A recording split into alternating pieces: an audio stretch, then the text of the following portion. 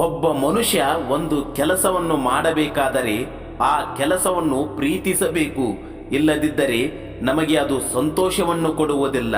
ಅದೇ ರೀತಿ ಯಾವುದೇ ಕೆಲಸವನ್ನು ಮಾಡಬೇಕಾದರೂ ಅಥವಾ ಜೀವನದಲ್ಲಿ ಸಾಧನೆ ಮಾಡಬೇಕಾದರೆ ನಾವು ಗುರಿಯನ್ನು ತಲುಪೋಕೆ ಸಾಧ್ಯವಾದಷ್ಟು ಎಫರ್ಟ್ಸ್ ಹಾಕಬೇಕಾಗುತ್ತೆ.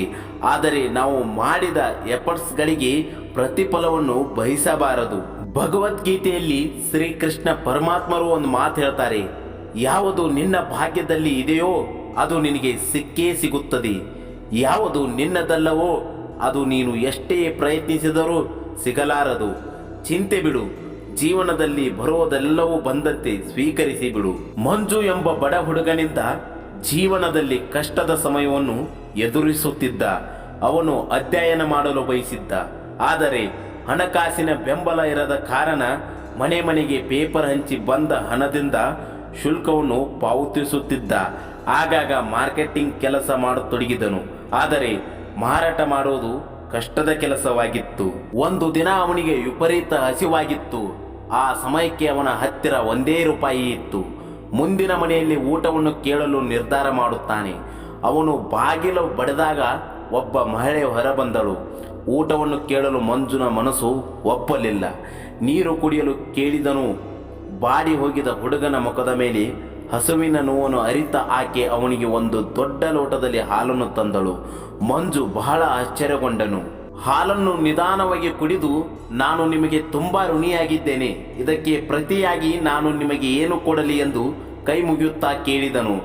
ದಯವೇ ಧರ್ಮದ ಮೂಲವಯ್ಯ, ಕಷ್ಟದಲ್ಲಿದ್ದವರಿಗೆ ಸಹಾಯ ಮಾಡಿದಾಗ ಹಣ ಸ್ವೀಕರಿಸಬಾರದು ಎಂದು ನನಗೆ ನಮ್ಮ ತಂದೆ ತಾಯಿ ಹೇಳಿಕೊಟ್ಟಿದ್ದಾರೆ ಎಂದು ಆ ಮಹಿಳೆ ಹೇಳಿದಾಗ ಮಂಜು ಆಕೆಗೆ ಮನದಾಳದಿಂದ ಧನ್ಯವಾದಗಳನ್ನು ಅರ್ಪಿಸುತ್ತಾ ಮುನ್ನಡೆಯುತ್ತಾನೆ. ಈ ಘಟನೆ ಹುಡುಗನ ಮನಸ್ಸಿನ ಮೇಲೆ ಪರಿಣಾಮ ಬೀರಿತ್ತು.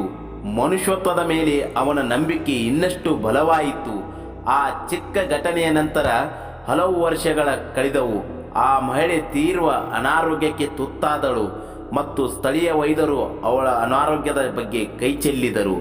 ಆಕೆಯನ್ನು ದೊಡ್ಡ ಪಟ್ಟಣಕ್ಕೆ ಚಿಕಿತ್ಸೆಗೆ ಕಳುಹಿಸಲಾಯಿತು. ಅಲ್ಲಿ ಅವಳ ಸಮಸ್ಯೆಯನ್ನು ಪತ್ತೆ ಹಚ್ಚಲು ಮತ್ತು ಚಿಕಿತ್ಸೆ ನೀಡಲು ತಜ್ಞರನ್ನು ಕರೆಸಲಾಯಿತು. ಆಕೆ ಅನಾರೋಗ್ಯದ ಕಾರಣ ಪತ್ತೆ ಮಾಡಲು ಡಾಕ್ಟರ್ ಮಂಜುನಾಥ್ ಅವರನ್ನು ಕರೆಸಲಾಯಿತು. ಡಾಕ್ಟರ್ ಮಂಜುನಾಥ್ ತಕ್ಷಣ ಆಕೆಯನ್ನು ಗುರುತಿಸಿದರು ಮತ್ತು ಆಕೆ ಜೀವವನ್ನು ಉಳಿಸಲು ತಮ್ಮ ಶಕ್ತಿ ಮೀರಿ ಪ್ರಯತ್ನಿಸಿ ಯಶಸ್ವಿಯಾದರು. ಸ್ವಲ್ಪ ಸಮಯದವರೆಗೆ ಪ್ರಕರಣದ ಬಗ್ಗೆ ವಿಶೇಷ ಗಮನ ನೀಡಿದ ನಂತರ ಮಹಿಳೆ ಕ್ರಮೇಣವಾಗಿ ಗುಣಮುಖರಾದಳು. ಬಿಲ್ಲು ಪಾವತಿ ವಿಷಯಕ್ಕೆ ಬಂದಾಗ ಡಾಕ್ಟರ್ ಮಂಜುನಾಥ್ ಅವರು ಅಂತಿಮ ಬಿಲ್ಲನ್ನು ತಮಗೆ ರವಾನಿಸುವಂತೆ ಆಸ್ಪತ್ರೆ ಅಧಿಕಾರಿಗಳಿಗೆ ವಿನಂತಿಸಿದರು. ಬಿಲ್ಲು ವಿವರಗಳನ್ನು ಎಚ್ಚರಿಕೆಯಿಂದ ಪರಿಶೀಲಿಸಿದ ನಂತರ ಅವರು ಕಾಗದ ಅಂಚಿನಲ್ಲಿ ಏನೋ ಬರೆದು ಬಿಲ್ಲನ್ನು ರೋಗಿಯ ಕೊನೆಗೆ ರವಾನಿಸಿದರು. ದುಬಾರಿ ಚಿಕಿತ್ಸೆಯನ್ನು ಪಾವತಿಸಲು ತನ್ನಿಂದ ಸಾಧ್ಯವಾದಿತ್ತೋ ಇಲ್ಲವೋ ಎಂಬ ಅನುಮಾನ ಆಕೆ ಮತ್ತು ಆಕೆಯ ಕುಟುಂಬದವರಿಗಿತ್ತು. ಆದರೆ ಅವಳ ಅಂತಿಮವಾಗಿ ಬಿಲ್ಲು ತೆರೆದಾಗ ಬಲಬದಿಯಲ್ಲಿ ಒಂದು ಲೋಟ ಹಾಲಿನೊಂದಿಗೆ ಬಿಲ್ಲನ್ನು ಪೂರ್ಣವಾಗಿ ಪಾವತಿಸಲಾಗಿದೆ ಎಂದು ಬರೆದಿತ್ತು. ಈ ಘಟನೆ ನಮಗೆ ಏನು ಹೇಳುತ್ತೆ ಅಂದರೆ, ಪುಣ್ಯ ಕಾರ್ಯಗಳನ್ನು ಫಲಾಪೇಕ್ಷೆ ಇಲ್ಲದೆ ಮಾಡಿದಾಗ ನಮಗೆ ಮಗದೊಂದು ರೂಪದಲ್ಲಿ ನೆರವಾಗುತ್ತದೆ. ಶ್ರೀ ಕೃಷ್ಣನು ಕೂಡ ಭಗವದ್ಗೀತೆಯಲ್ಲಿ ಪುನಃ ಇದನ್ನೇ ಹೇಳುತ್ತಾನೆ, ನಿಮ್ಮ ಕೆಲಸವನ್ನು ನೀವು ನಿಷ್ಠೆ ಪ್ರಾಮಾಣಿಕವಾಗಿ ಮಾಡಿ, ಅದರಿಂದ ಯಾವುದೇ ಪ್ರತಿಫಲವನ್ನು ನಿರೀಕ್ಷಿಸಬೇಡಿ.